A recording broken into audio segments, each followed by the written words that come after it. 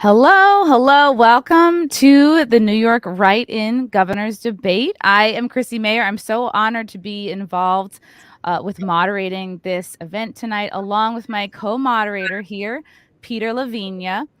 We have candidates Larry Sharpe, who is the Libertarian Party candidate, who you can follow on Twitter at Larry Sharpe, and check out his website, larrysharpe.com.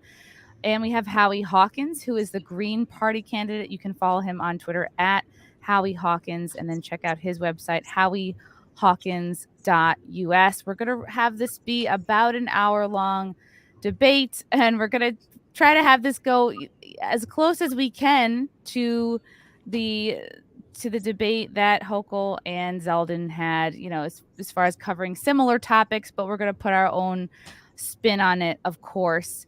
And I'm not a debate moderating expert, so feel free to tell me if I'm screwing this up. Okay. For me personally, I think the economy is the most important issue right now. We've been hearing for a couple of years now, people are kind of fleeing the state of New York, and it seems even more recently with inflation, it seems very hard for just regular people to get by. Groceries are more expensive. Everyone knows this. These are all topics we've been hearing about for so long. Groceries are up, gases are up. So I guess what I personally want to hear you guys talk about in your takes, on the economy. But before that, I want us to do our opening statements. See, I've already screwed this up. Let's start with Larry for your opening statement, and then we'll go on to Howie. Well, I think your point about the economy is absolutely on the money, right? The biggest issues that we're dealing with in New York State right now are actually people leaving, right? New Yorkers are leaving in droves. There's no tomorrow. It's been happening for over a decade. Literally last month, over 6,000 New Yorkers changed their license from New York to Florida. Think about that. Over 6,000. That's 200 a day. They're all leaving like there's no tomorrow. And that's a problem, right? I don't want them to be leaving New York, and they are. How do we fix that? We fix that by dealing with opportunity. We deal with that. We fix that by dealing with affordability. And we deal with that by dealing with, as you mentioned, safety. All of those. We try to fix opportunity, affordability, and safety. And we do that without just yelling other guy bad, right?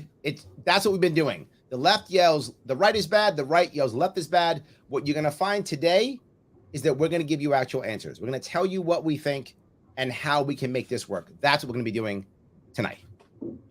Okay, great. Howie, your opening statement. Well, thank you, Chrissie, for hosting this debate. Larry and I should have been on the Spectrum News debate last week. We both got double the votes we needed in 2018 to secure a ballot line through this year, 2022. But Andrew Cuomo and the Democrats changed up on us in midstream and tripled the requirements in terms of votes we needed. They added the presidential election and then the signatures we needed to get back on the ballot. So here we are. And by the way, I'm on my gubernatorial campaign website is hawkinsmatera.org. Oh, okay. HowieHawkins.us is my presidential campaign. Okay, we'll update that. Hawkinsmatera.org to find out about the campaign.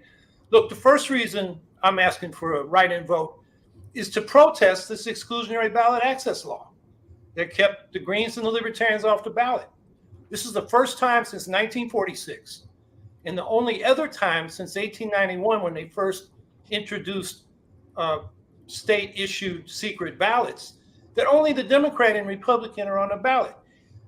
Voters have been denied all their choices. So I'm asking for your vote for an inclusive multi-party democracy. And being the Green Party candidate, of course, I'm appealing to socialists and liberals and progressive populists to vote for the Greens for the progressive agenda that the Democrats talk about. There are lots of bills in the legislature, but they don't pass them.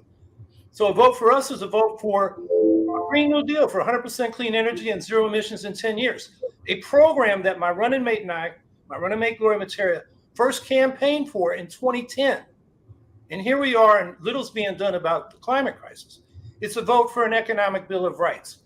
So everybody has an opportunity a right to a living wage job, an income above poverty, affordable housing, comprehensive health care, and lifelong public education from child care through college. And finally, it's a vote for the inclusive democracy, not just fair ballot access, but we want ranked choice voting for statewide offices, including senators and president. That ends a spoiler problem that people face in the winner-take-all system, and for proportional representation in the legislature through ranked choice voting in multi-member districts. That eliminates gerrymandering. Right now, almost all of our districts are non-competitive, one-party districts. We know who's going to win before the election happens. It's a farce. So we need these changes to really have an inclusive democracy. So those are good reasons to write in Howie Hawkins and Gloria Matera.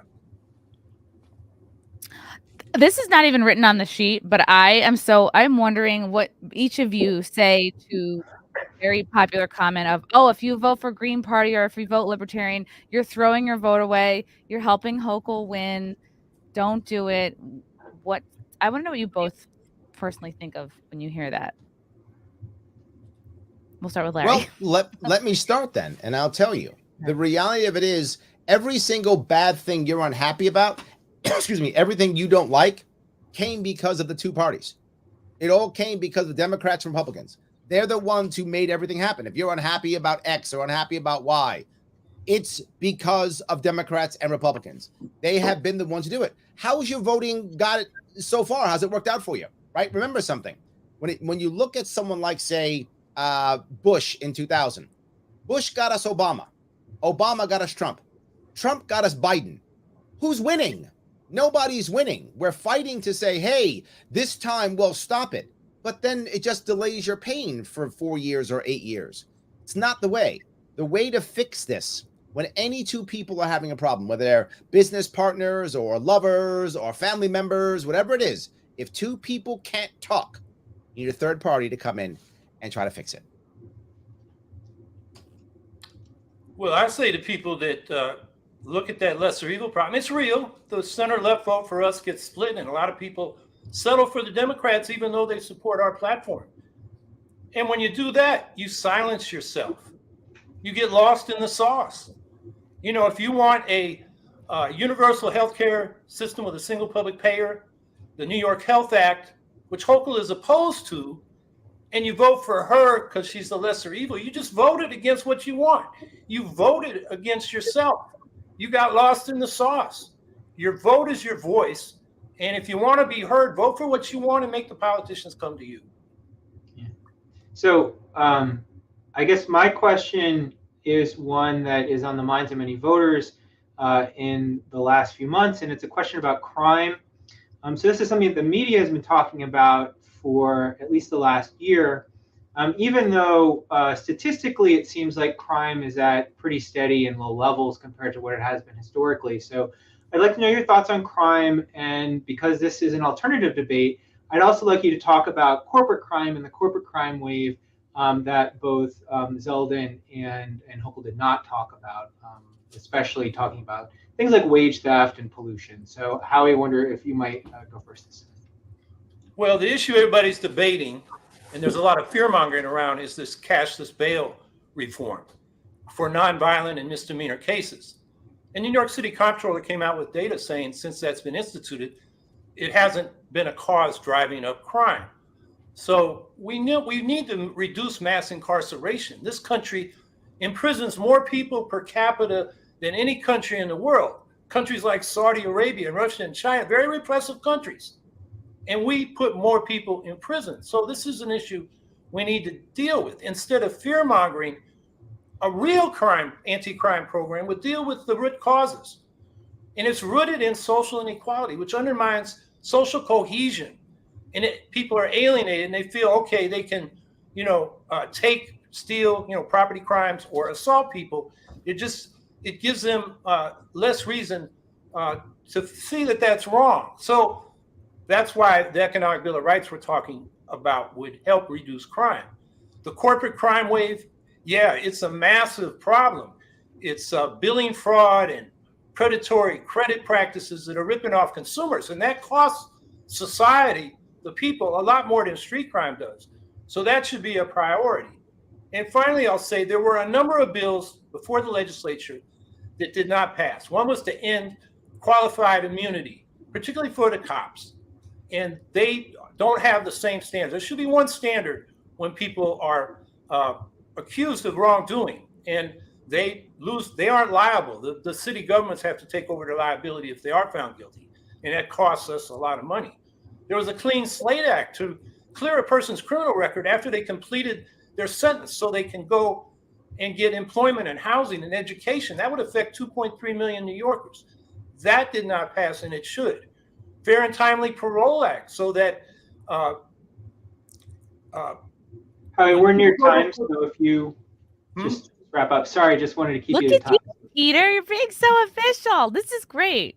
We're loving this. Well, give me 20 more seconds. I should have a flag, like throw a red card. Would evaluate inmates for parole based on their current merit and behavior, not stuff that happened in the past if they've rehabilitated themselves. Elder Parole Act, people 55 and older or who served more than 15 years should be considered for parole. And finally, Challenging Wrongful Convictions Act, so that people who are wrongly convicted and they prove that can clear their names. So there's a lot of things that we can do to make the criminal justice system fairer. And part of the crimes in this society is the mistreatment of people accused of crimes. You know, you're proven innocent until proven guilty. And if bail prevents you and costs you a lot of money before you even had your trial, you know, that violates that principle. So let me step in if I could, and I'll take like no more than 15 minutes. I'm kidding. I'm just teasing Howie. The problem with what Howie said is I love what he said. I think it's amazing, but it doesn't affect, he didn't really answer the question. And the question is, how do we stop crime? He's talking about reforming prisons. I'm in. Let's reform prisons if we can. No worries. But that's not going to stop crime. Now, there are very many reasons why we have more crime. The biggest one was the lockdowns. The lockdowns that we did for 2 years took all our youth, took them out of the job, the working market, took them out of school, took them out of any opportunities, and then on top of it, decided that, you know what, let's make sure that we shut down the trade so that now everything's more expensive. We literally made the black market as lucrative as we possibly could, and then gave gangbangers recruits, and then wonder why it didn't work. Then we made sure with the lockdowns that people who were already in trouble, homeless, actually couldn't get help now, and people who needed help who had addiction problems now couldn't get help either. So if you didn't have a mental illness and you were homeless, now you got both. If you weren't homeless, you had a mental illness, now you have both. That's where our crime comes from. Now, bail reform. The number one thing with bail reform is we should worry about first-time offenders. That is a first-time simple fix. Why? All the people who are out there right now committing these crimes, they're all multiple repeat offenders. If you're a multiple repeat offender, go back in jail. Done. That's it. You're a multiple offender. Back in jail. You had one mistake. Give one guy a benefit of the doubt. The people who are making the crimes doing this are not people who are first-time offenders. They're all multiple offenders. That should be the change. But more than that, we should be mad at the judges, because the judges know that there are some people who are absolutely violent and should not be on the streets, and they let them go. And their excuse, which is a BS excuse, is, well, you know, my hands are tied. That is absolutely a lie. Judges have to interpret the law. What would have happened if some judge said, wait a minute, this guy is clearly going to go beat up his girlfriend or go shoot somebody, or he's clearly a problem. Let's keep him in jail. What would have happened to that judge? Nothing. Judges in New York State are demigods. Nothing would have happened to them whatsoever. They simply would have said not to do it. It would have gone to the appellate courts and probably would have fixed bail reform via judgments, which would have actually fixed bail reform without having to go back to the Congress. So we could have fixed bail reform. But then how do I face crime now? Again, first-time offenders get the bail reform benefit. Multiple people do not. And now let people work. End this silly licensing from the state and allow it to be credentialed. Stop punishing small business from opening. Allow cannabis and Bitcoin and all the cool things to be sold immediately right now. No $250,000 licensing, none of that. Let people work. If people are working and people are going to school on a purpose, they don't have time to be shooting people. It's that simple. It is literally it's a math problem. If you look at prohibition in the past, when we ended prohibition, there was less crime. That's what happened. Let people work, change bail reform. Okay. I know we can move on to the next topic, but I don't know. I'm so annoyed that you guys weren't on the debate with Zeldin and Hochul. You should be I'm annoyed. still mad. I'm still mad about it. Yes. Okay. Good. We are This is too. like, I think I this just is want to already say so fun. I'm having a blast. this is the 4-year anniversary of the debate that you were in at St. Rose, where Cuomo did not show up. That's correct. Wow. Last time, 2018, we were there and Cuomo did not show. That's correct. And where is he now? Who knows? All right. The next topic we will address will be rent and housing. I mean, I'm somebody who knows almost nothing, but I was very shocked to see that rent did not go down during the pandemic. It went up Yeah. in many cases, which if you're trying to keep people in New York, especially the city, to me seems just dumb. And again, I don't know really how it all works, but that was shocking to me. And I guess I just want to know each of your thoughts on how you would help with the whole rent and housing situation. Starting with Larry. Sure. Well, there are some issues people don't know about rent in New York City specifically. It does happen across the country, but sometimes when people are buying buildings, the banks make rules and regulations based upon what rents they must charge. So if they don't charge certain amounts of rent, certain percentage or rent, then what winds up happening is their monthly note goes up. They actually have a higher percentage they have to pay on their mortgage. So the first thing is what every libertarian is going to say: get government out of that. That's for sure. Let's make sure that these people are having separate issues, separate things like that, and change how we're forcing people to mortgage large buildings. Number one, that's for the larger buildings. Now, smaller buildings and more smaller houses for people who are not really wealthy. What we should be doing is incentivizing people to do rent-to-own, small, cheap housing.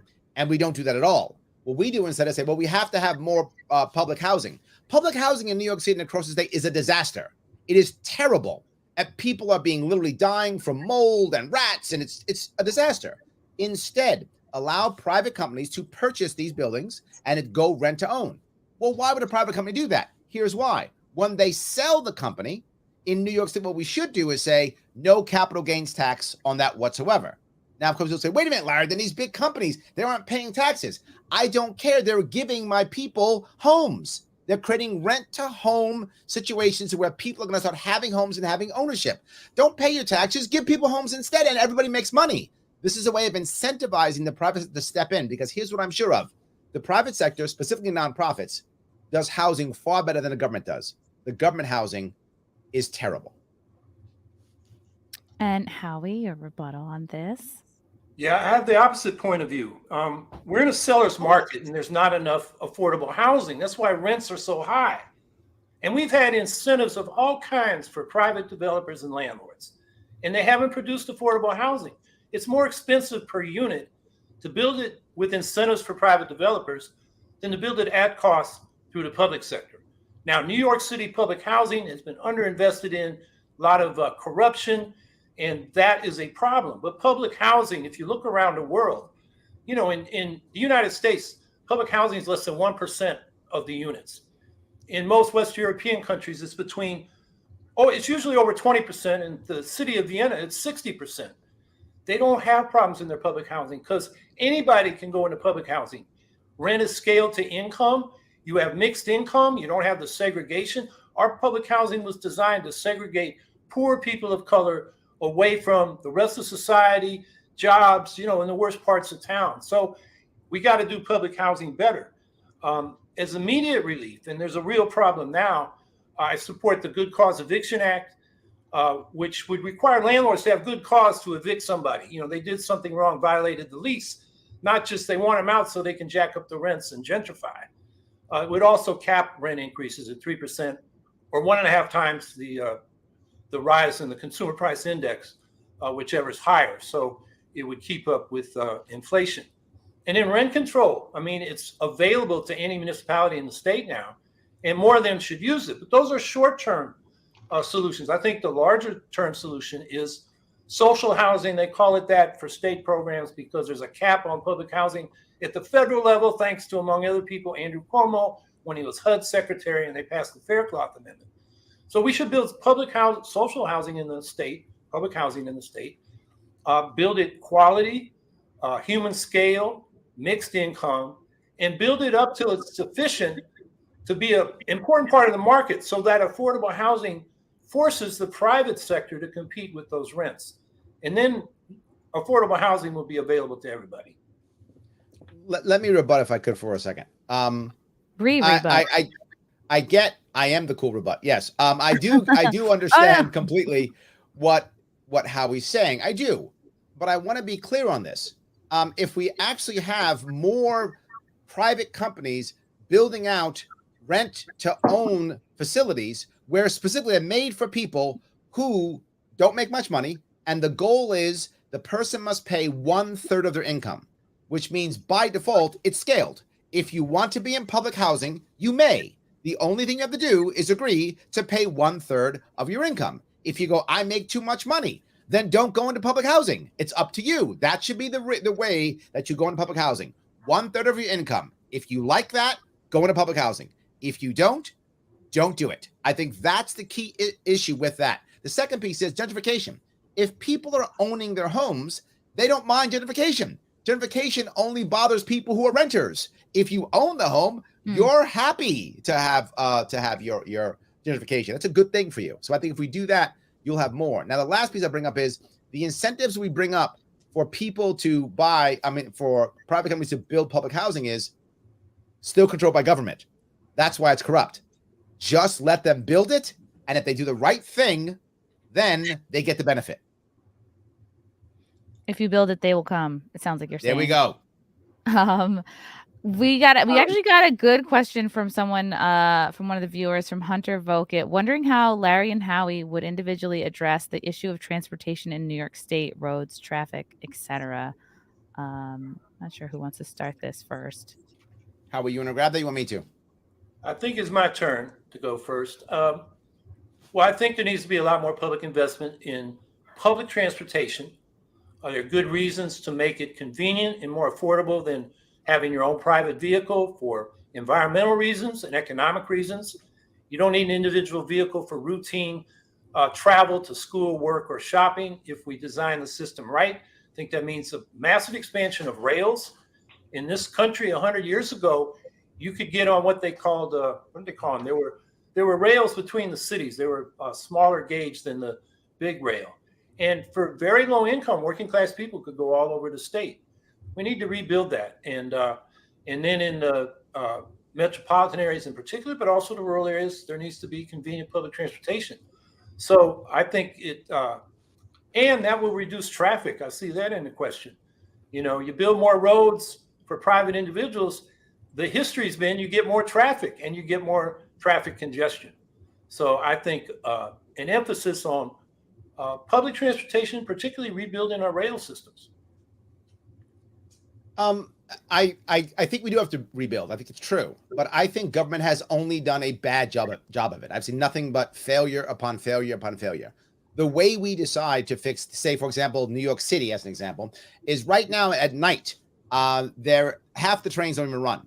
So instead, every other train should be actually a freight train. We should allow freight to come into New York City.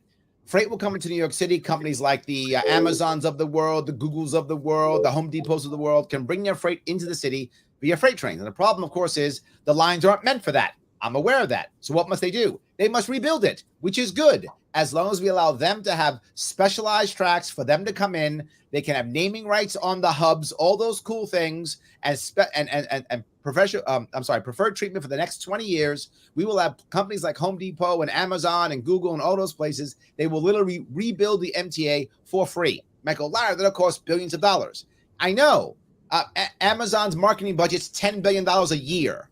No problem. They'll build it, and they'll build it faster because government won't be involved. They won't put up with garbage. They'll build it. It'll be cheaper. We'll have a better new system without extra taxation and cheaper. But I'm not done. We should be sponsoring our infrastructure. Why in the world do we have a RFK bridge or a Andrew Cuomo bridge or Mario Cuomo bridge? We should have a Pepsi bridge and a Google bridge and a 3M bridge. Sponsor the bridges, front load it to make sure that we get the money up front. We still own the bridge. We just have a very, very simple naming right lease. And then all of a sudden, then Now you see money coming in. We can get rid of tolls. The working class don't have to pay tolls anymore. People who are owner-operated trucks don't pay tolls anymore. We have actually better, stronger bridges, better infrastructure, and not having to raise the burden of taxes on the average New Yorker. Okay. I would like the Pepsi Bridge too. Pepsi Bridge. There we go. They could give out drinks. Why not? I will point out, Howie, I think what the term you were looking for was interurban railways. And Thank you. For people who haven't heard of them or don't know the history of them, it's absolutely fascinating. So it's worth taking a look. But my question to both of you is about another topic that's been in the news, at least since June, the question of abortion and abortion rights. So I'd like to hear what both of you would do as governor concerning abortion rights and your views on abortion in the United States and in New York State. So I believe you went first, Howie, last time. So Larry, if you would go. Sure. I'm someone who does not want to outlaw abortion because all it does is punish poor women. We see that everywhere across the world. It just punishes poor women. Do I want abortion to be safe? Yes. Do I want it to be legal? Yes. But I also want it to be rare, which we've somehow lost. Now, all of a sudden, it's safe and legal and accessible. I want it safe and legal and rare. How do I do that? Our best defense against abortion is women choosing not to have abortions. How do we do that? By making a better environment for women, that women decide that, hey, you know what? I actually want to take this baby to term. There are 3 ways to do that. Or by not getting pregnant in the first place. 1, by having over-the-counter contraception. Very easy, simple for women to get.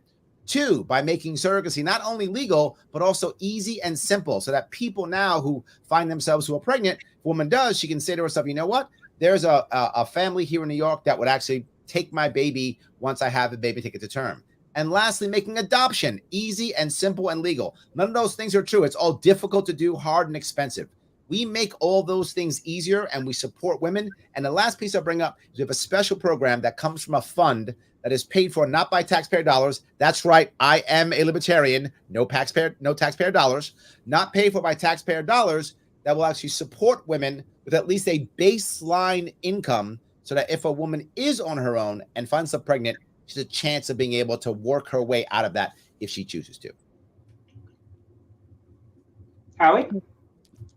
Yeah, well, New York has codified in the law the rights under the Roe decision, which is good. We can make that stronger by putting it in the New York Constitution, which the Democrats in the legislature said they would do last session, and they did not.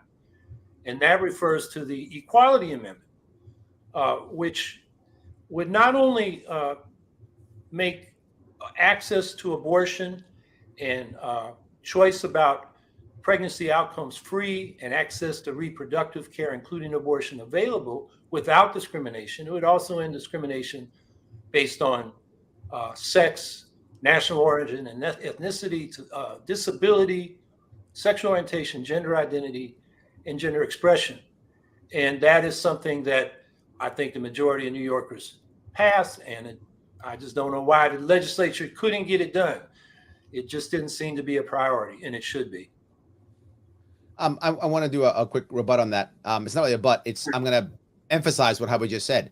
The reality of it is they don't want to fix it, Howie. That's why they didn't, because they want to make sure that these issues are always on the ballot. They want to make sure that abortion's on the ballot. They want to make sure that the border's on the ballot. They don't fix any of these things because they want to make sure it stays on the ballot. It is an issue for us to fight over. And guys like me and you trying to have an actual answer, they don't want to hear. They want to make sure they can yell at each other and say, I'm more or less pro-life or pro-abortion than the other guy. And that's the reason why. Wow. Okay. Did you have questions that each of you wanted to ask each other, or is this something that I should be setting up here? I'm just looking at our email. Let's see. There was a question, I guess, from the Hochul Zeldin debate. Zeldin asked Hochul about Hochul's pay to play corruption. Is that something the two of you wanted to address at all? Yeah. My turn? Or... Okay, let's start with Howie. Go ahead, Howie, please. Yeah, she does it routinely. It's a habit. Start with the second Buffalo billion for the billionaire owner of the Buffalo Bills, who has enough collateral. He could have borrowed everything he needed to rebuild that stadium. But he went to the state for subsidies anyway. And Hochul gave it to him. It so happens that her husband has concessions in the stadium and interests in casinos around the stadium. So that's corrupt. It's benefiting her own family. Plus, she basically raided a fund that the Seneca Nation had in escrow in order to negotiate some issues they have with the state. And she just grabbed that money and gave it to this billionaire. So a lot of problems there.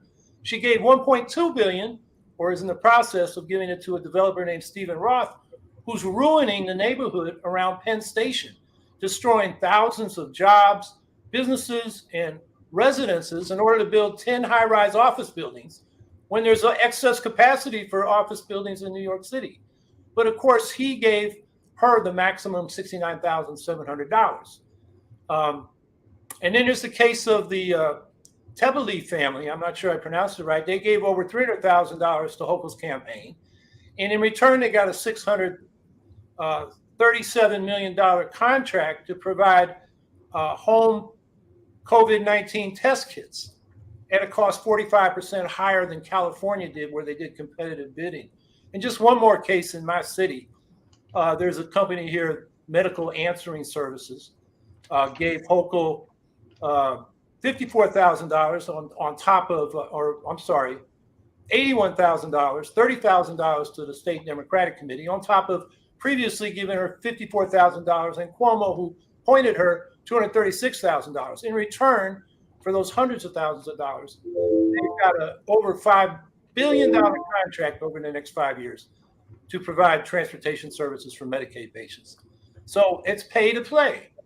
For hundreds of thousands of dollars in donations, you get hundreds of millions or billions in contracts. It may be technically legal, but it's really legalized bribery.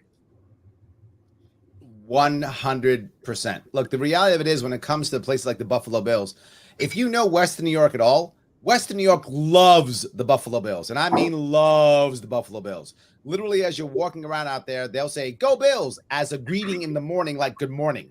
That they go Bills, go Bills. That's how much I love the Bills. It's a 2 million metro person area, and the Buffalo Bills have a buffalo on their helmet.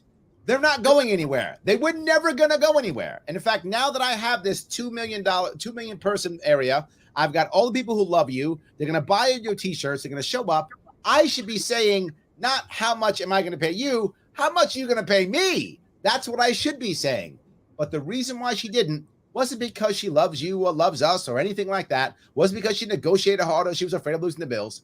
She did it for exactly what Howie said. She wants to control who gets the jobs. So the more hundreds of millions of dollars she has, the more she's able to give these jobs out. And so now she gives out jobs. And as she gives out jobs, she gains by default both cash and also she gains votes. As these people keep saying, you got to vote for Kathy Hochul. She's the one giving us these jobs. You got to make sure Kathy Hochul so that we can get our job. We got to make these jobs this year.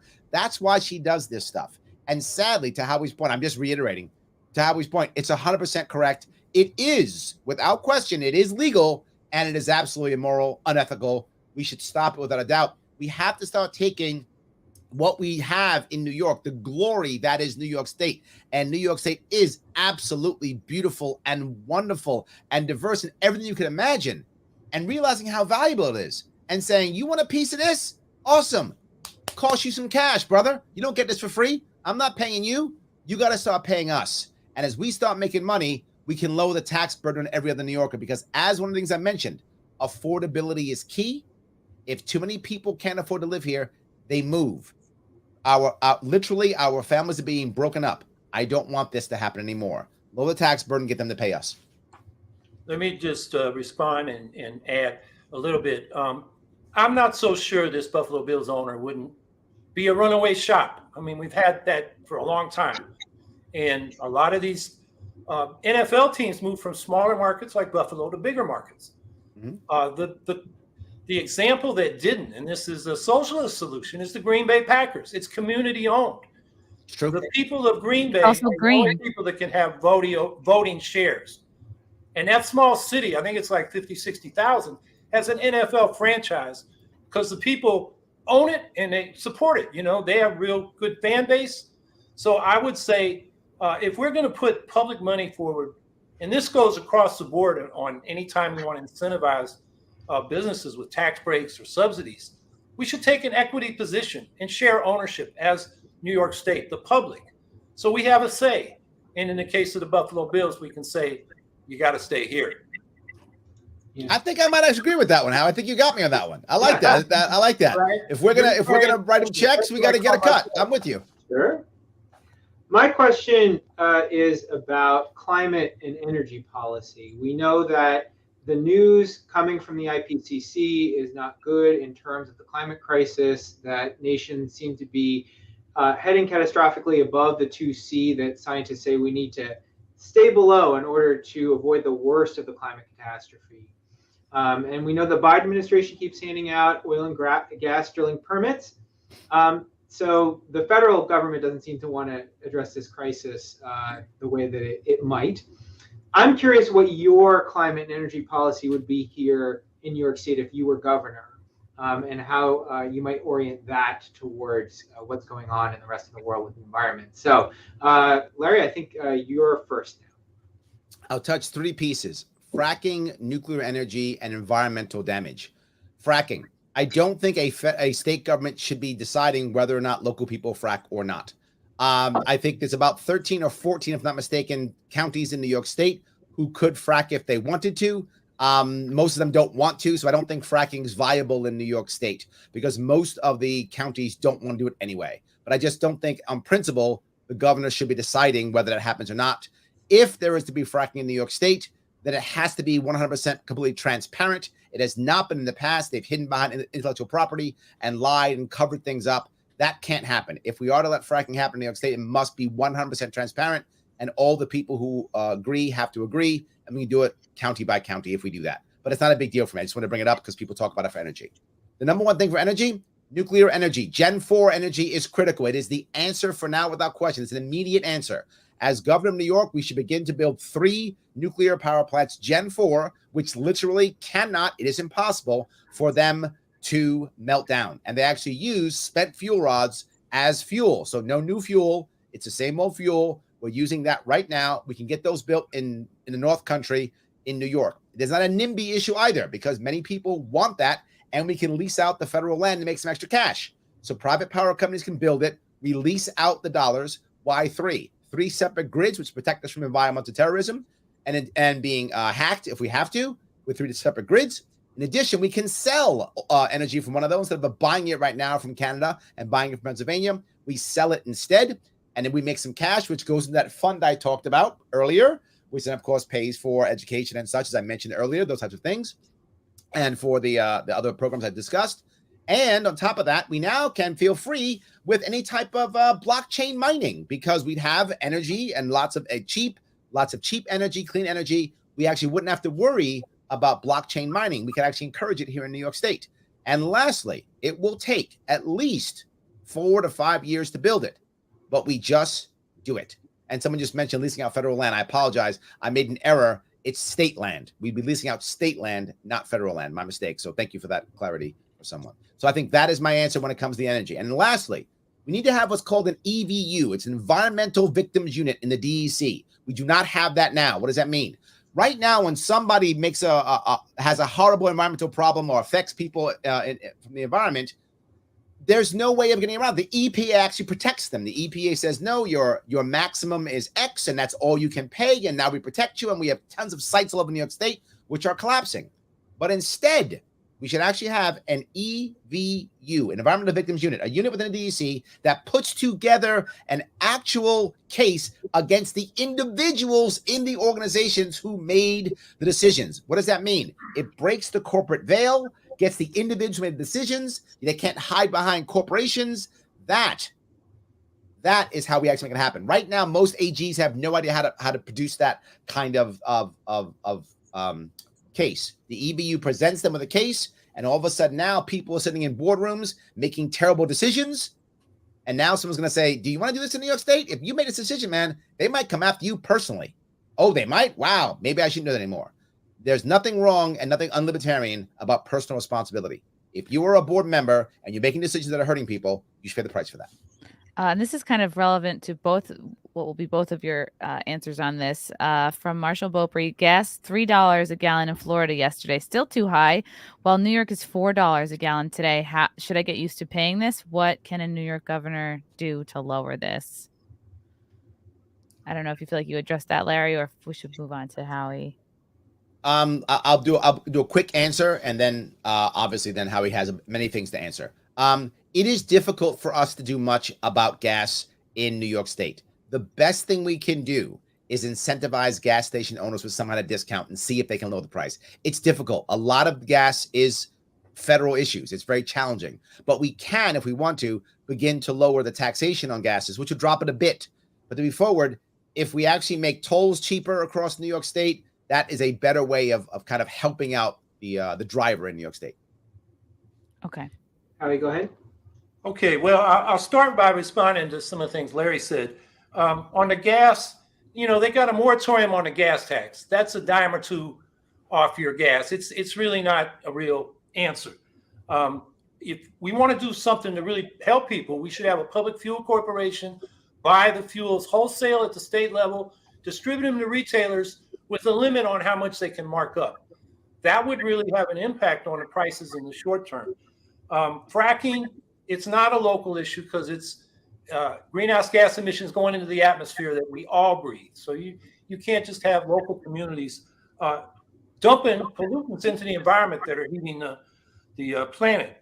Nuclear, these fourth generation so-called nuclear power plants, some of those technologies they've been working on since the 1940s and 1950s. They haven't worked. And when they talk about smaller scale, they're losing economies of scale. And the time to build them, they always say, what they say, but then it's usually double or triple that time, as we've seen in recent cases in Georgia and South Carolina. And why pay more for power when solar and wind and storage is cheaper? So I think that's a dead end. And crypto, even if it's done, or blockchain, if it's done by renewable energy, that's a waste of the renewable energy we need to electrify transportation powered by renewable energy, to redo the heating and cooling of our buildings, produce power by renewable sources, and then transform industry that uses fossil fuels. So things like green hydrogen, where you need high heating processes, like in the production of steel and chemicals. So I don't think those are answers. What we've been talking about, as I said, since 2010 is a Green New Deal. And that involves, we call it an eco-socialist Green New Deal now to distinguish ourselves from the corporate welfare that Democrats are putting out there. They put out incentives to encourage renewable energy and other things, but they're relying on the independent decisions of hundreds of corporations who are looking out after their bottom line. And this is a complicated transition. It requires a public plan, democratic control, and coordination to do it. So we want, public power in the utility industry. There were bills that didn't pass in the legislature for a Build Public Renewables Act that would have enabled the New York Power Authority to build and own renewable energy generation. New York Utility Democracy Act, which would have turned the utility industry, which is a natural monopoly, into a publicly owned system, accountable to the people, with a mandate to focus on renewable energy. There's an all-electric buildings act that would have ended fossil fuel heating and cooling systems in new construction, up to 6 floors by 2024 and all buildings by 2027. Didn't pass. Clean Futures Act would have stopped new fossil fuel generation. And there were a dozen bills. I'm not going to list them all, but the one thing I'll say is that, we had a bill that would implement the Green New Deal called off fossil fuels. And instead, the legislature adopted a compromise with Cuomo called the Climate Leadership and Community Protection Act. And that passed in 2019. They haven't funded it. They haven't got the studies done on time. They're not serious. So, we need a governor that's serious about really dealing with this climate emergency. And the last thing I'll say is, some people say, well, you do it in New York and nobody else will. New York is the 11th largest economy in the world if it was a nation. What we do matters. And a Green New Deal would create lots of jobs, be great for the economy, and it would show people the benefits of it. It would be a great example, and I think would have influence across the country and across the world. Howie, I like let me rebut if I could. Yeah, you're right about government not doing anything. That's why I don't want them building stuff, right? That's why I don't want them building stuff. As government tries to build nuclear power plants, it fails. As government builds roads, it does it terribly. It takes double, triple the time. But the people who don't make that happen are the private companies who seem to build them out a whole lot faster, a whole lot better. I'm not saying that government builds any of this. I'm saying government leases out the land for private companies to build it out. If they spend a bunch of money, it's their money, not ours. Without current system on the government building it, when the government makes a mistake and screws something up, what happens? We just pay more. But if some company's building it and they screw up, then they're paying more. I'm tired of all these failures and ideas that we have falling back on the backs of the average New York taxpayer, failing miserably. We pay more, we get nothing in return, if not, or something crappy in return, and then people pack up and leave. We've got to stop this. Whatever we do, it can't involve more and more government spending. It can't involve more and more government this or that. It just doesn't work. You're right, Howie. They didn't take it seriously, and they never will. They have no incentive to take it seriously, so they won't. That's kind of depressing, Larry. Yes, it is. Okay. Well, I'm libertarian. I know this is a concern on the minds of a lot of parents in New York State, and that is the idea of requiring the COVID vaccine on school kids who it just doesn't. It's frustrating because it doesn't seem like there's actual science to support this. I want to know both of your opinions on this and what you would do as governor, and we'll start with Howie. Well, there is actual science to support it. The advisory board to the CDC recommended about 10 days ago that the CDC put the COVID vaccines in the vaccine schedule for school children. And I would follow the advice of public health officials, like we do for polio and measles and hepatitis B and tetanus and other things that school children are required to take to get into school. And if that's what the public health officials recommend, I think we should follow their advice. Okay, Larry. I don't mind with the CDC giving any type of advice it wants to give. My problem is mandates. That's my issue. If you think that vaccines are good for you or your family or whatever it is, good for you. Good for you. You should do what you feel is appropriate for your health and your family's health. No mandates. No, I'm not there. What's happened with COVID is it's changed the definition of vaccine. Now it's a treatment. So now it's a treatment. It's not a vaccine. You still get COVID. It's not a vaccine. It is a treatment. And treatments should never, ever be mandated. But it's a second piece. We need to change how we do education so that people can, if they want to, have a religious exemption if they want to. I know people say religious exemptions, they're terrible ideas. Whether you think it's a terrible idea or not, the First Amendment is not just freedom of speech, it's also freedom of association, freedom of the press, and also freedom of religion. So if you want to use your religious exemption to not get that, you should be able to, but that means maybe you can't go to a public school. I'm okay with that as long as we support clearly, openly private schools and homeschools. And we don't do that. So we've got to make sure we're supporting homeschooling, supporting private schooling, so that people can do as they see fit. I am not against vaccines. I'm not against any of those things. I am against the mandate. That is not the right answer. It should not be true. And your religious exemption should matter.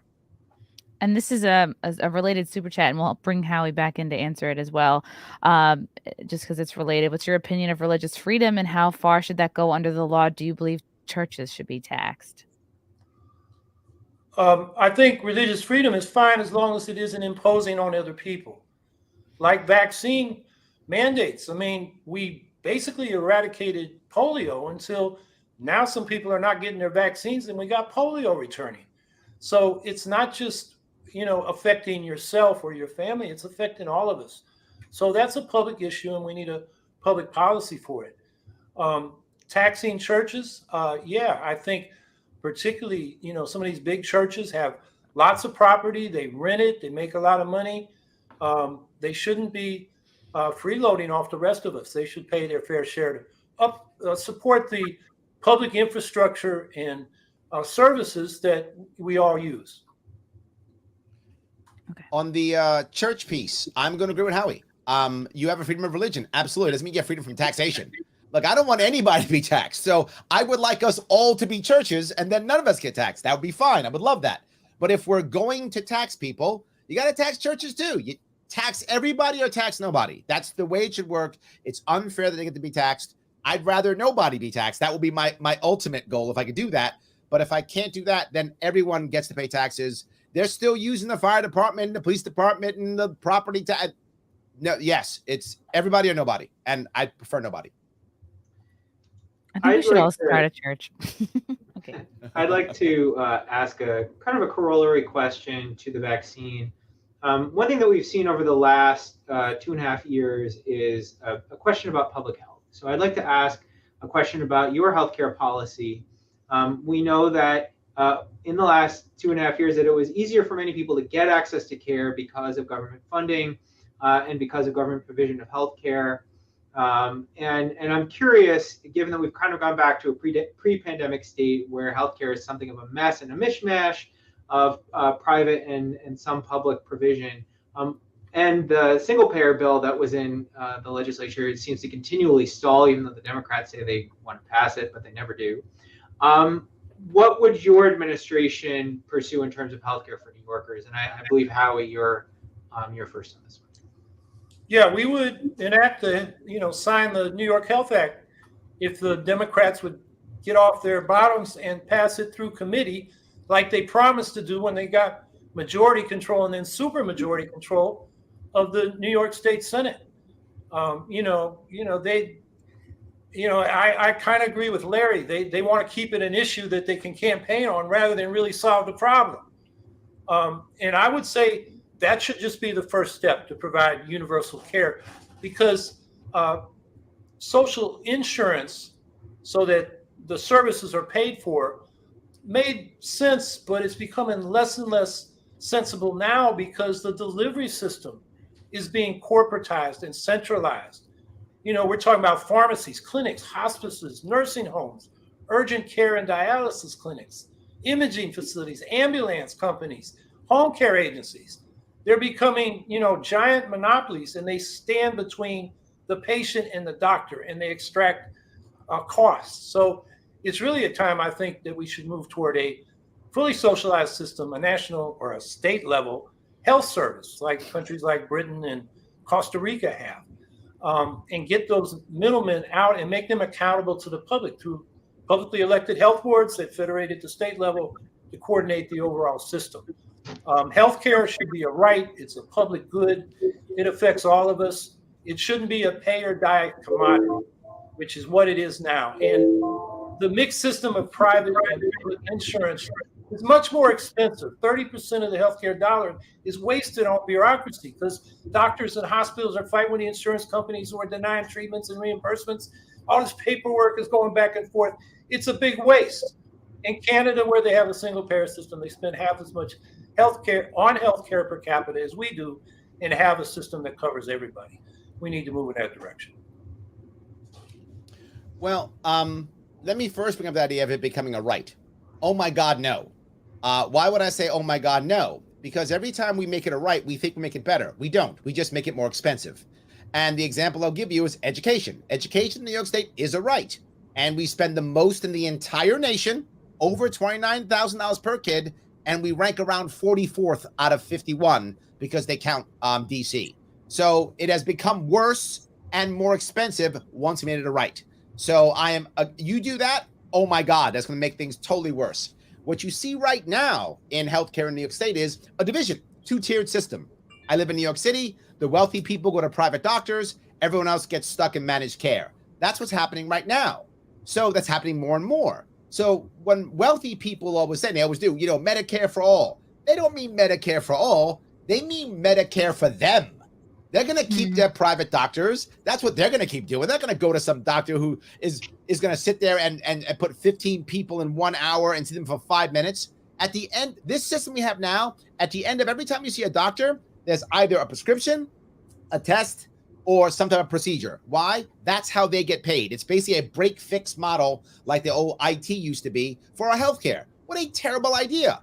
Instead, we should have it to where you pay a flat fee every month, or you just write, if you're wealthy, you're just going to write a check anyway. And that's how that works. Why don't we instead allow to support more privatized systems where people just pay monthly? There's systems now where you can pay $150 per month to get good, solid healthcare. Show up whenever you want. And their goal is for you to be healthy so you don't show up. That's their goal. Like a gym, right? A gym wants you to already be healthy already, right? So you don't have to come to the gym anymore. They make money that way. That's how doctors should work. And that actually does work across, you see it in America for most people who are middle class or above. You start seeing them start to do that. That's what I want to achieve. How do we start that? Number one, the actuaries already know how much money you're going to spend, give or take, every given year. Put that literally on a debit card. You're going to drop about $3,000 a year, $1,000 a year, whatever you want per year. Awesome. Go to any place you want. But Larry, what if they run out? You still fall back to Medicare or Medicaid or whatever you got. You still fall back to that. But now I got a chance to get the cool doctors that all the rich people get. When the cool doctors see that, and to Howie's point, they realize, so I can get this money without having to go through all the problems. Yeah, you have to no fight insurance companies, nothing. You just get your cash. They will lower their prices. How do I know that? Because there is a secondary healthcare market right next to the primary healthcare market, and that is non-essentials. LASIK eye surgery, body piercings, body enhancements, cosmetic dentistry. And in every single case, the price has gone down, accessibility has gone up, and service has gotten better for the average American and even people who are actually in a bad spot. Now, you keep Medicare for catastrophic issues, of course. But daily, we should be letting everybody have the cool doctors. And that's how you fix it in New York State. That is true, because I do want to get a Brazilian butt lift. Okay. See that? We got to get butt lifts. Is what I want. We can all have them. Well, see, in my plan, we all get Brazilian butt lifts. Not a bad deal. Come on, Howie. Let's go get it together. Let's go, Howie. Yeah, well, a public healthcare system, those discretionary things would not be part of medically necessary services. So that market would still be there. But for basic medically necessary services, that should be something that you show up to the doctor and you get served, and then they go to the single payer system and they get reimbursed for their service.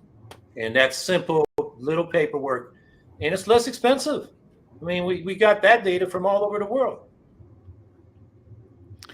A question I've seen in the chat, which is a concern, which is crypto. Your thoughts on signing the crypto mining moratorium? I forget who went first. I think it would be Larry. It's Larry's Sure. turn. Okay. Yeah. 100% no. My goal is to actually get it to the worry what they're worried about, which is a valid concern. To be forward, this is not a crazy concern. The concern is certain types of crypto mining are really energy intense, right? That's true. This is why I want to get cheaper energy. If we have cheaper energy, particularly nuclear power, as I mentioned before, now I don't care anymore. So I don't want a moratorium whatsoever. Let people blockchain mine as much as they see fit. It's not the government's job to decide what energy should go to or whether you should do blockchain mining or not. That's not the governor's decision. That's you out there doing what you think is appropriate in your world. We need to have cheap, abundant energy so that New Yorkers can do what they think is right the way they want it to work. That's what we have to worry about. That's what's far more important. So no. Well, there is a partial moratorium on crypto mining bill that passed, and Governor Hochul has not signed. And I would sign that bill, although it's got problems. It has loopholes. For example, the Greenridge crypto mining plant on Seneca Lake using fossil fuels. It got grandfathered in. It's only a 3-year moratorium. And all this energy spent on crypto mining, even if it comes from renewables, it should be used for other purposes, transforming transportation in our buildings and our industries so that we go to 100% clean energy as fast as possible. So, crypto mining, and I don't know how long it's going to last. It's kind of a bubble that's bursting. But the energy issue means that, I would support that bill. And in fact, the Green Party just wants to ban crypto mining in New York. It's a waste of energy. So I have a question, and I think it's relevant to why we're here tonight. I wonder if you could address fair ballot access, including things like ranked choice voting or proportional representation, and your stance on those. I think, Howie, you would go first. Sure. First of all, we got to get a fair ballot access law, something reasonable. I mean, what New York had before was pretty hard. I've looked around the world to find a bill as hard as what we got now, or a petition, 45,000 signatures in 42 days.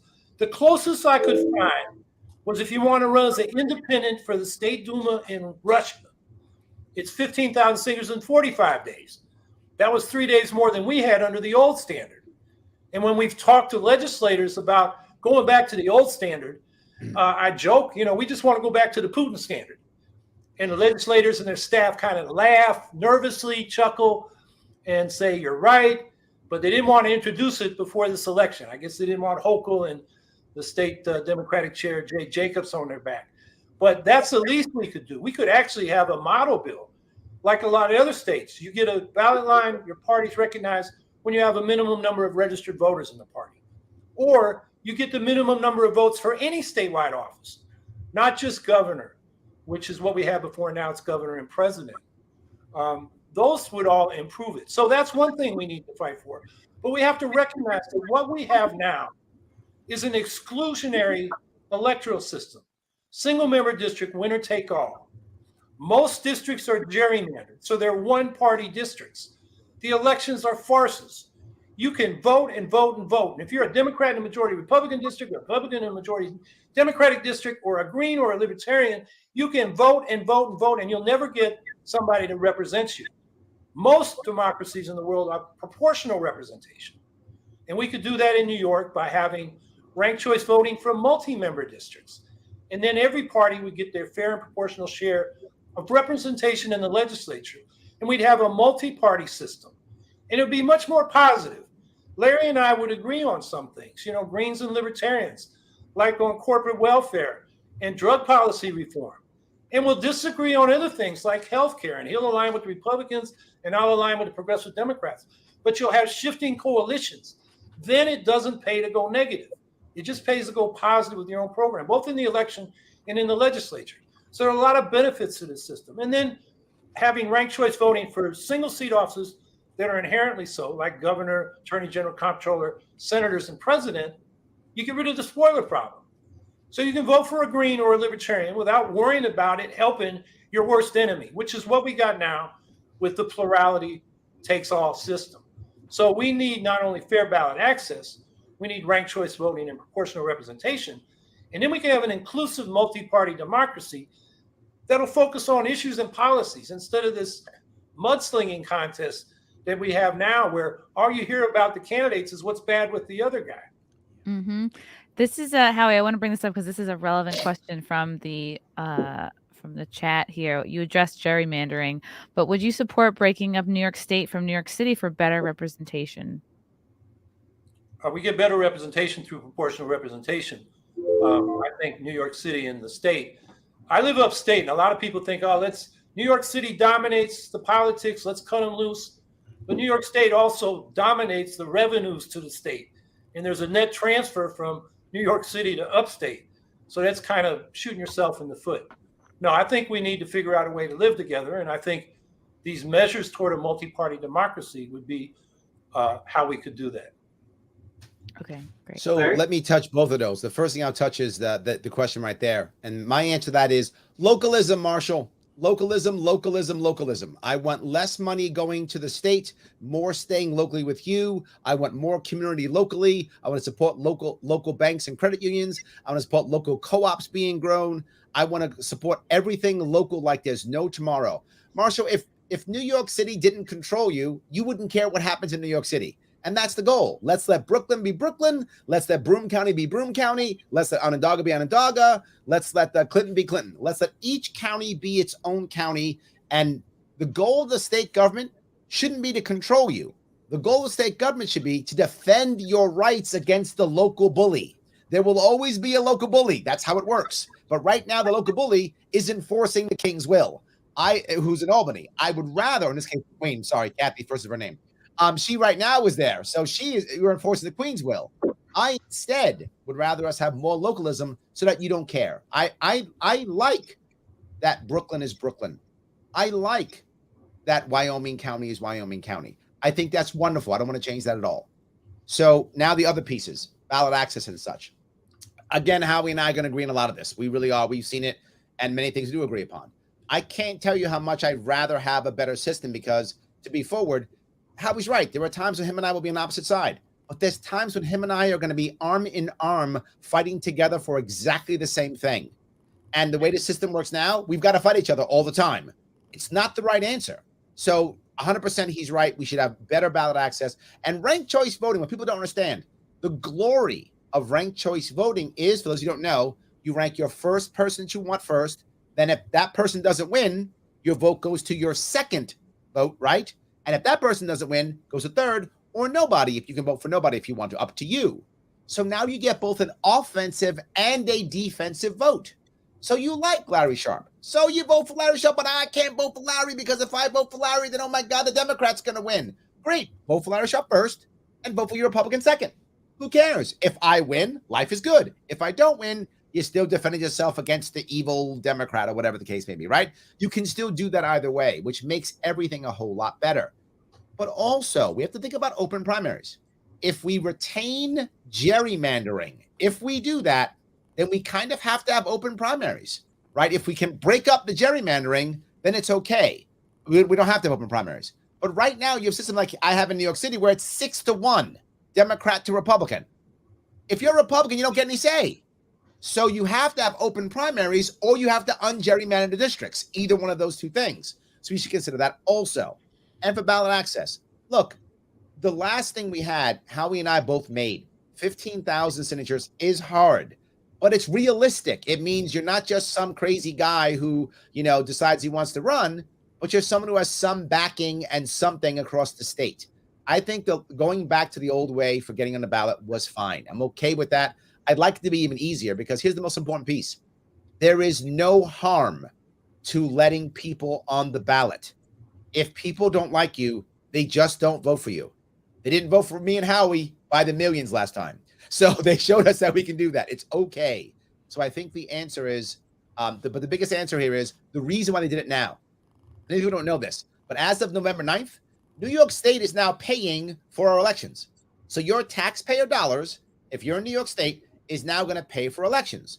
And some people say that's a great idea. It gets money out of politics. I don't buy that at all. All it does is ensure a grifter class, and it's forced speech. Because now there's only two real parties, Democrat and Republican. And in New York State, there are more people who are not registered with the party than who are registered Republicans. That's how broken the Republican Party is in my state. Literally, there's more people who are other than who are Republican. So all of those people now have to pay for elections in the primaries for parties which they cannot vote in, which is why if you're going to pay for elections, you must have open primaries because I'm paying for an election I can't vote in, and for parties that I can't even say yes to. This is nothing but a bad idea. Either you got to open the system up or you got to end paying for elections. Let me comment a little bit on primaries. We need to distinguish between open primaries and nonpartisan primaries. Open primaries are where a party says independents can vote in our primary. And you have that right in New York. The Reform Party did it in the New York mayoral race a while back. So I'm all fine with that. What I'm concerned about is there's a push with a lot of rich folks' money behind it to link ranked choice voting to nonpartisan primaries or jungle primaries. They call them top 4, top 5. Yes, they have yes. top 2 in New York, in California and Washington. And those destroy parties because parties members don't get to decide who their nominees are. Yeah. Anybody can say, I'm a Green and run in that nonpartisan primary, even though the party itself has nominated somebody else. And it confuses voters when they get there. They'll see more than one candidate with the green label. So I think we got to avoid that. Open primaries, we already have as an option of parties in New York. Nonpartisan primaries would be terrible because you need parties as a way for like-minded people to organize and come to common agreement on their platform and organize to advance that. You get rid of that intermediate level of organization between the top of the ticket, the candidates and the voters, and the voters are then atomized, and all they see are these advertisements aimed at pushing their buttons to get them to go one way or another. So parties are important to democracy, and I'm afraid nonpartisan primaries will undermine that. So I think that's something we need to keep in mind. Okay, great. Chrissie, can I answer 2 comments real fast? Yes. My favorite kind of ice cream is coffee ice cream because I love coffee. Okay. Yep, that's what kind I like. That is my favorite. My Me second too. favorite is Haagen-Dazs. Yes, Okay. my second favorite is chocolate. And I like the Bills, but I'm not a Bills fan. To be forward with you, I don't want to lie. I don't want to be Hillary Clinton, show up here and put a Yankees hat on and pretend I'm a Yankees fan. I am a Yankees fan and a New York Giants fan. And I hate that the Giants play in Jersey. If I could, as governor, I want to bring them back to New York. So I like the Bills. I like the Bills. I'm a Giants fan. I don't want to lie to you guys. I live in New York City. I'm a Giants fan. And the reason why I'm a Giants fan, by the way, is because when I was a kid in the 70s, for about a year, the Giants played in Yankee Stadium, and I grew up outside of Yankee Stadium in the South Bronx. So I became a Giants fan. So there we Okay, and Howie, your rebuttal on the ice cream question. Ice cream.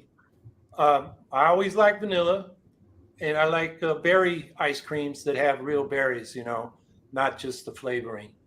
And let me deal with the sports thing. I came up in San Francisco. I went to Kezar Stadium. Nobody knows what that was. That's where the 49ers used to play. I saw Gale Sayers score 6 touchdowns there. Unfortunately, he was a Chicago Bear. Candlestick Park. I was going to say, yeah. I used to be able to jump over the Cyclone fence and get into the bleachers there when I was a kid. It's faster than the security people, me and a couple of other friends. So I've been a baseball Giants fan, 49ers, and of course, the Oakland Raiders, and now the Las Vegas Raiders, and the Oakland A's. But I have to say, after being in the East for 50 years now, the Bills are winning me over. I mean, Josh Allen is incredible. And so I'm becoming a Bills fan too. Okay. These are all good answers. Okay, the next real question is having to do with, as we know, tons of immigrants have been shipped to New York City from Texas and from Florida.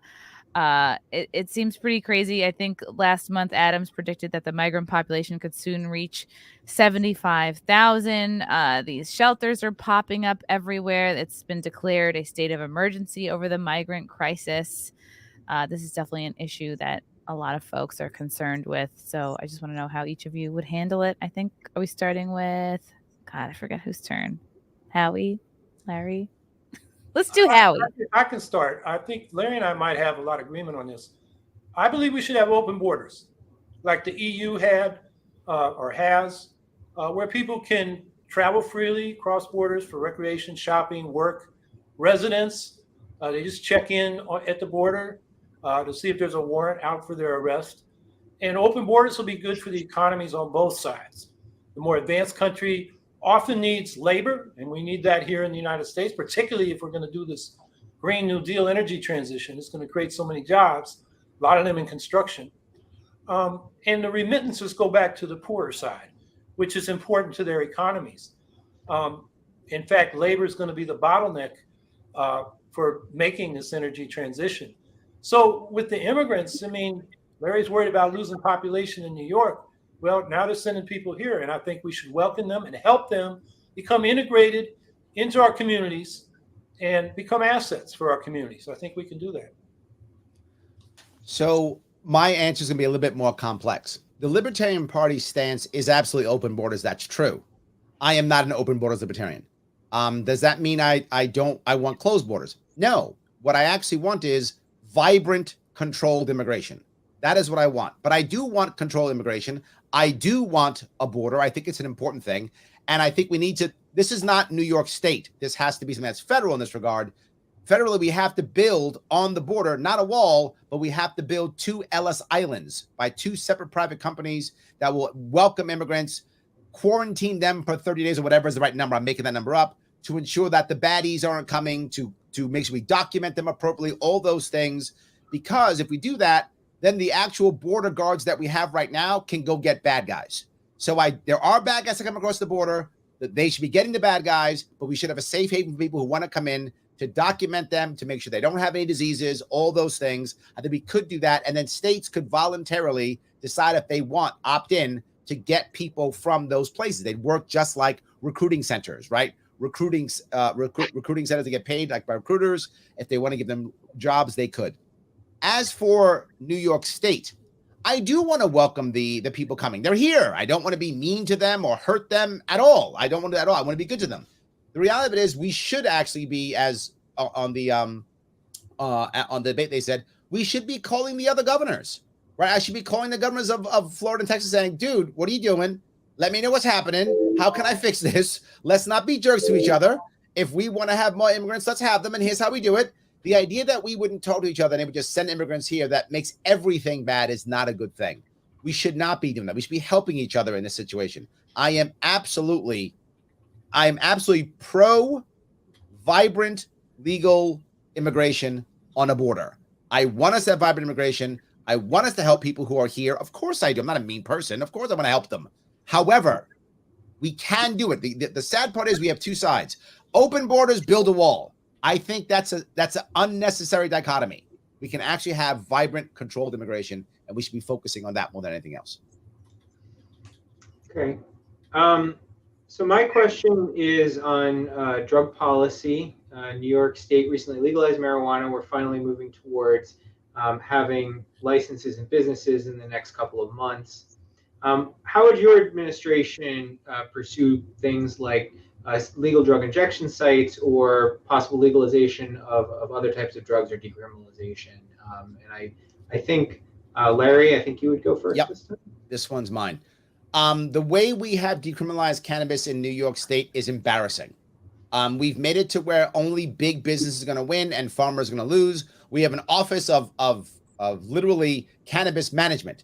Cannabis has been in the black market for 100 years, and there's no deaths from cannabis. It's not a thing. People dying of cannabis is not a thing. So I do not want that to be the case. We should regulate cannabis like a plant, absolutely, and we should do that first. I know many libertarians want to immediately end all drugs and make them all legal. I don't think New York State's there. I don't think we can do it. I would like that eventually, but I don't think we're there. I think the first thing we do is simply make cannabis a plant. Let farmers grow it, craft grows, let dealers deal it, how they can make money however they want. Wait a couple of years, see how things happen. And here's what I would guess, because I believe it's true. It happens almost any place else.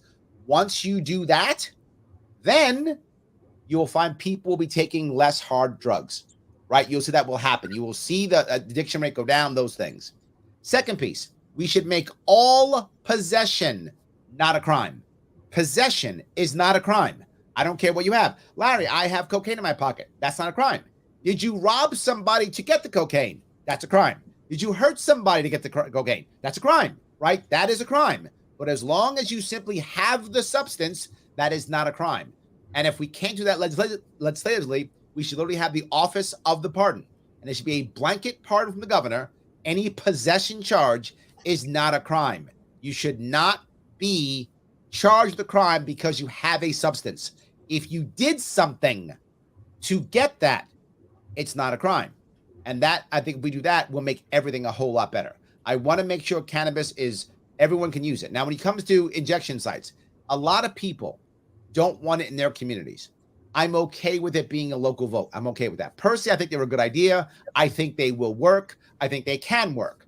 But I don't want to put these into communities who don't want them. If you don't want it, vote it. I believe what will happen is that you will see it work. And when you see it work, others will follow. I believe it's a good idea. I think it will work, but I don't want to force people to do it. Howie? Yeah, I agree with Larry that the way the marijuana market has been opened up has cut out the little guys. Yes. So the regulation needs to be improved so everybody who wants to can participate in that business. I agree that we should release nonviolent drug offenders for possession of any drug. We shouldn't legalize these hard drugs, but we should decriminalize them. So if you possess it, you're not charged. The people pushing things like fentanyl, yeah, that's an issue and that should be enforced. Injection sites save lives. And while I agree with Larry that you got to respect, local decisions about location. They should be available, and also adjacent to them, opportunities to get treatment for addictions, which is a lot of people want to get off these drugs. They just don't. They got to wait to get treated, and they got to get fixed. Getting a fix before they get the treatment, and that might have fentanyl in it and it kills them.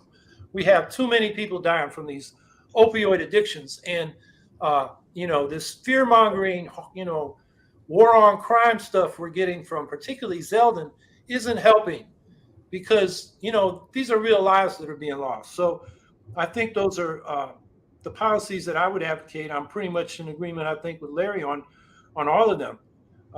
And these are just common sense and harm reduction.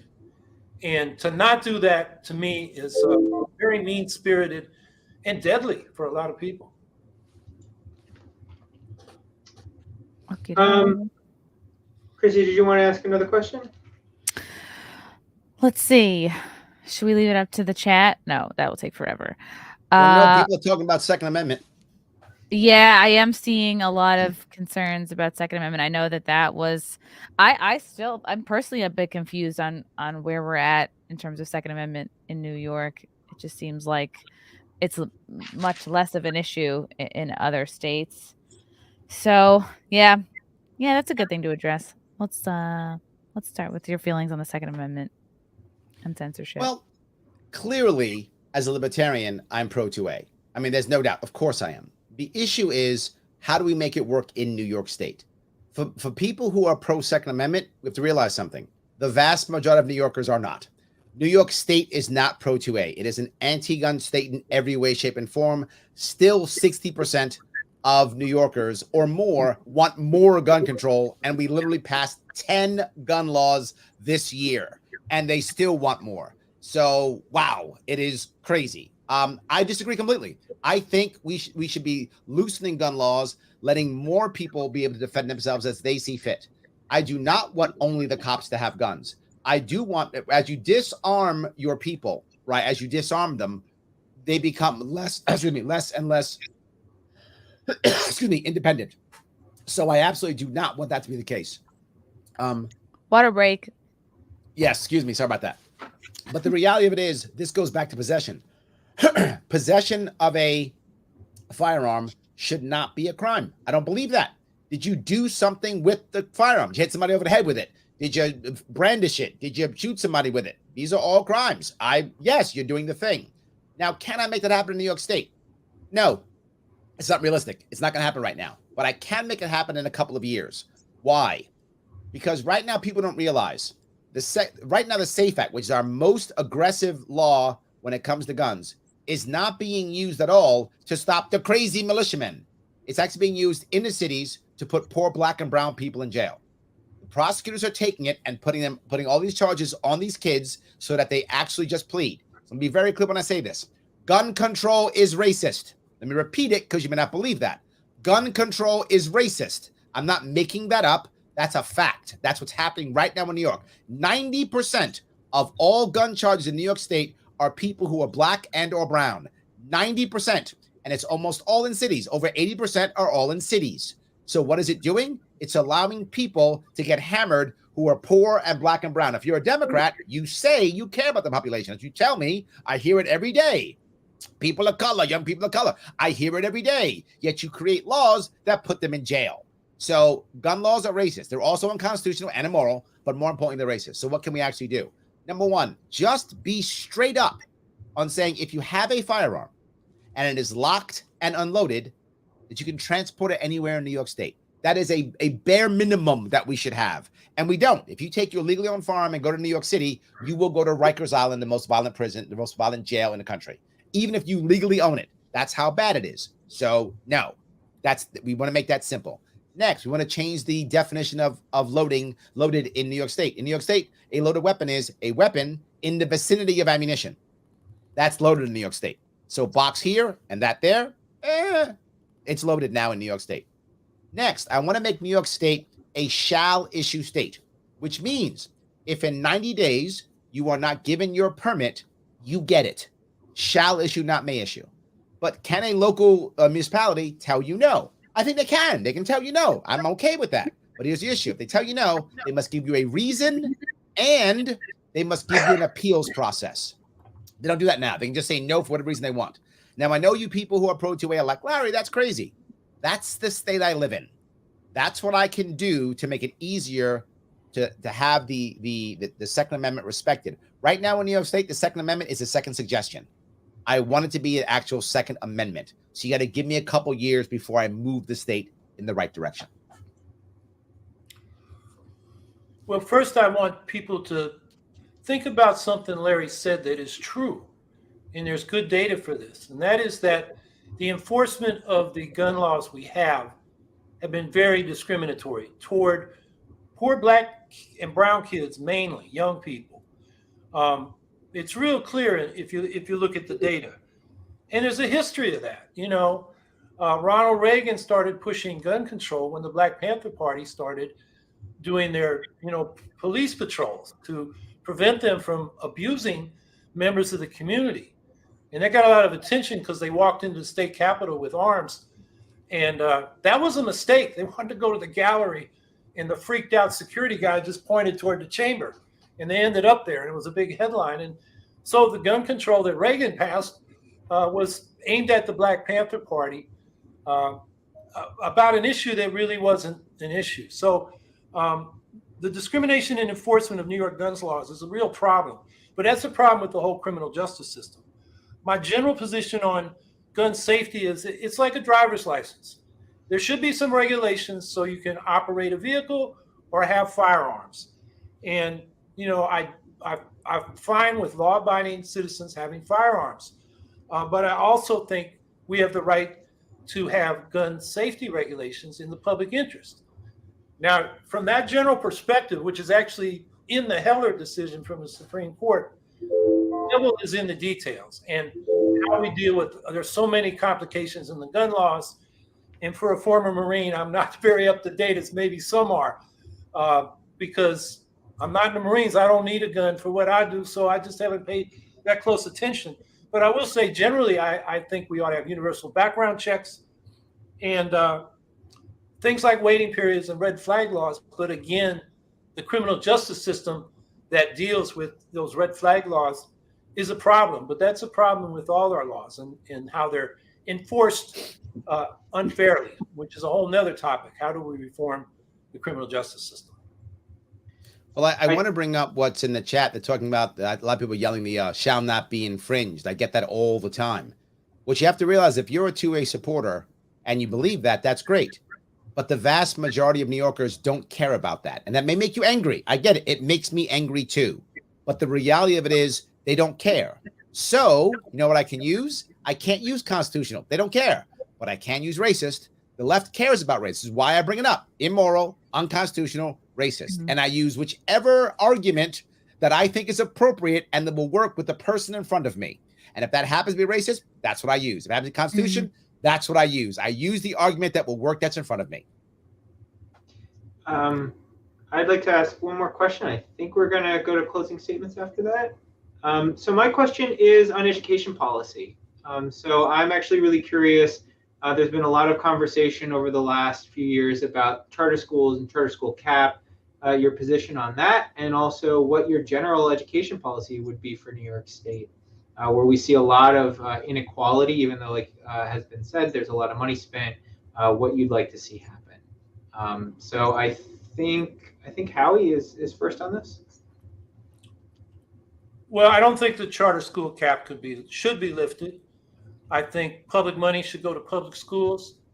Charter schools are no more public schools than Lockheed Martin is a publicly owned, state-owned enterprise because it gets most of its money from the Pentagon on contracts. So, and I don't think the charter schools have performed any better, in some cases much worse, and they're draining money from the public schools. So I would keep the cap. In general, I think public schools should be fully funded. Larry pointed out that we do fund at a high per capita level, but part of the reason for that is our wealthy suburbs spend a lot of money of their own money, not state money, that brings that average up. And then there are other school districts that are really suffering from lack of funding in upstate rural New York as well as in the inner cities of the upstate cities. So those communities need to be fully funded. I think we should, where they're needed, have community schools with wraparound services because they're not available in these disadvantaged communities, and the schools need to provide things like food and medical assistance and childcare for parents and those kinds of things. And then another issue, which is not discussed, is New York State in its urban areas have the most segregated schools in the country. This is not Alabama or Mississippi. This is New York State. And that partly or largely comes because the real estate market has, created residential segregation. But when it comes to, and we've seen this in New York City, where they want to redraw the districts, and affluent white communities get upset if they're going to bring more young, poorer people of color into those schools. We've got to address that. And I think that what that requires is, redrawing the districts. I mean, here in Syracuse, the city limit is the segregation line. It's the Jim Crow line. So, and their schools, a stone's throw from each other. One is all white and the other is largely people of color. So if we redrew the district lines, we would desegregate. And that has a lot of advantages, not just for the opportunities it gives to disadvantaged people, but I think we have a lot of white people in suburbs isolated from other people. And that's where these racist myths fester. And, you've seen this, like when we used to have anonymous comments on Syracuse Post-Standard newspaper, the racism was just unbelievable. That's out there. And so desegregation, I think, is a high priority that needs to be addressed. Thank you. Larry, go ahead. So I think we have to change the entire system. The entire thing is completely broken. It must be blown up and rebooted from scratch. And that's how bad I think it is. About 30% of all the money that goes to either pensions or goes something like that. We have administrators who make $200,000, $300,000, $400,000 a year, while teachers make 60 or 70. We have some school districts where there are more administrators than actual teachers. We have a system to where if they don't spend the money, they have to then they have to spend it or they lose it. So that literally it's asking for waste, fraud, and abuse. Everything's broken. Not just that. Why do we have kids going to 11th and 12th grade? It's failing completely. We shouldn't even have that system. Our system should change in two fundamental ways. Number one, no more K through 12. It should be pre-K through 10. That's it, pre-K through 10. Europeans do it that way. Lots of people do it that way. It's all that matters. The last 2 years for most kids in high school is smoking weed and hanging out and video games and stuff. And then they're not ready for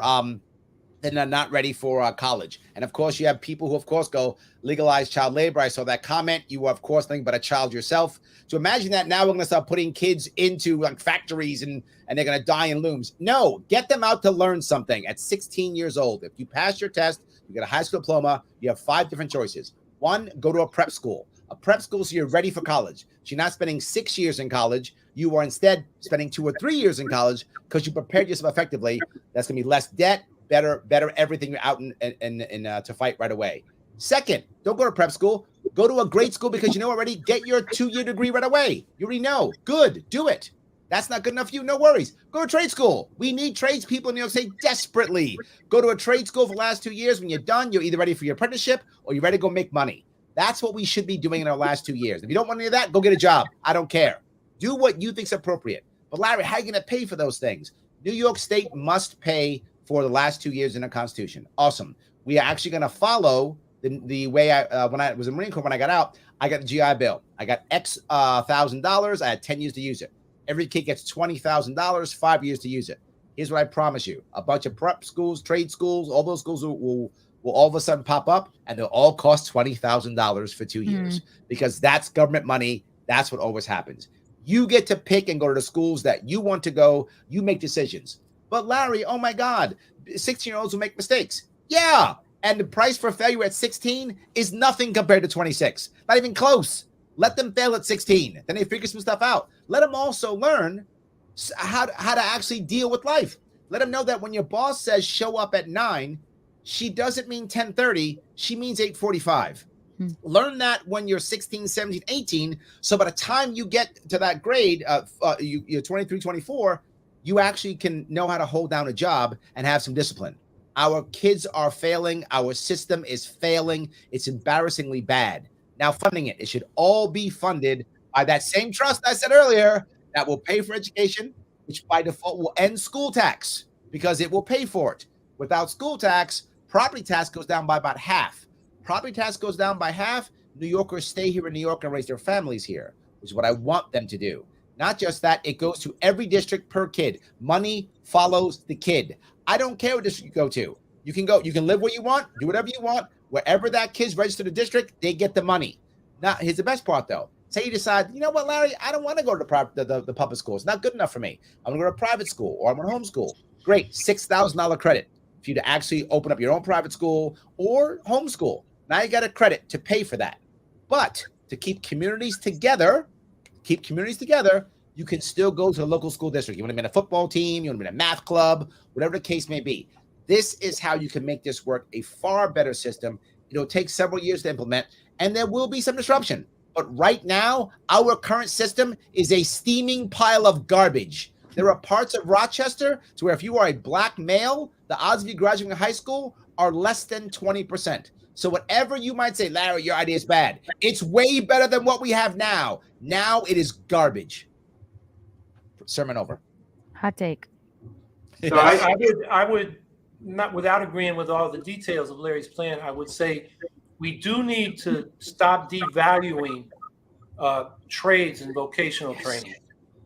And we should stop tracking. I was able to come up in a public high school in California where I could take both college prep and vocational courses. Now you got to choose in most cases. You can't do one or the other. I mean, you got to do one or the other. And that's a problem because, you know, the trades are important. We have shortage of people with high-tech skills and or building trade skills, and they're devalued. So, you know, my last 20 years of my working life, I was unloading trucks with my bare hands, you know, at UPS. And young kids would come in and they would have a bad attitude. They wouldn't last long. It felt like they were too good for that. And actually they weren't qualified for anything else. And a lot of those kids end up on the street. So I think it's important to value vocational training, and that those tracks should be available within the public school system. And we should reduce the tracking, have more, because that's part of the segregation too. Even within high schools that have, you know, there's a high school here, you've got the college prep wing of the school, and it's almost all white kids, and the other wing is mostly black and brown kids in the vocational tracks. And they're on the same football team, but they're not in the same classes. And, you know, that's segregation as well. And then the high stakes testing, you know, that is what starts the tracking. Yes. We just got to stop that. You know, we can use the test for evaluation. The NAEP is just a sample of kids in a school. It gives you a picture of, you know, how they're doing. You shouldn't have to make all these kids go through all these tests and spend all this time and have the teachers spend all this time in there teaching to teach to the test. It gets away from, you know, real learning. And, you know, I think part of what I like about Larry's idea, it goes back to John Dewey, where he wanted, you know, kids in their teenagers to get practical, real life experiences along with academic work. It makes it more relevant. You know, the Algebra Project, Bob Moses, leader in the civil rights movement, came back. He went to Africa for a while, came back, and he started teaching algebra to young, low-income black kids by, for example, in New York City, using algebra to figure out how to get where they needed to go on the subway system, given the schedule. And for the kids, that became like, yeah, I want to know that. And they learned algebra that way. And they weren't learning it in the way it was being taught in the schools. So there's a lot we could do to improve the public education system, no doubt. And the bureaucracy that Larry talked about is true too. Too many administrators, not enough teachers, and teachers aren't valued and paid enough. So that is another thing we gotta change. I wanted if to. I could just put a exclamation point on what Howie said. There's an exclamation point. He's 100% right in all those things, and the testing's got to go too. When kids are, particularly when they're little and they take those tests, and if they're not good test takers, it doesn't show any value of their intelligence. Now, all of a sudden, they are labeled the bad kid or the dumb kid, and that sticks with them, and it's not even accurate. So thank you, Howie. Yes, I wish I had said that. 100% agree. So I wanted to thank Larry and Howie for being here. I think this debate has been awesome. I wanted to thank Chrissie. I had a blast. And I want to thank everybody who's been watching. And you can vote for Larry or Howie as a write-in, and we encourage it on your ballot. Just make sure you stay in the lines, otherwise they may not accept it. But you can definitely vote. So I don't know, Chrissie, if you have anything else that you wanted to add. No, that was great. Yeah, I guess we can do our closing statements and anything that anyone else wanted to add that we forgot to ask or didn't ask. I guess we could start with Larry.